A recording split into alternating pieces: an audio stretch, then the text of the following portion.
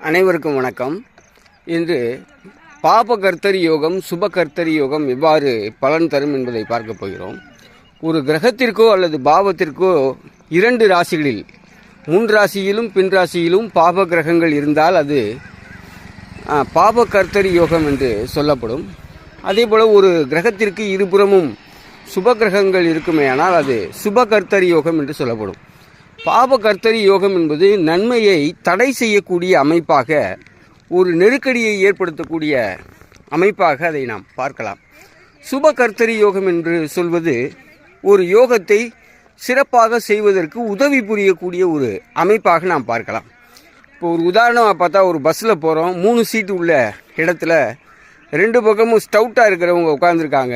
நடுவில் இன்னும் ஒரு ஸ்டவுட்டாக இருக்கக்கூடியவர் உட்கார்ந்தா அது எவ்வளோ இடைஞ்சலாக இருக்குமோ அதே போல தான் இந்த பாப கர்த்தரி யோகம்.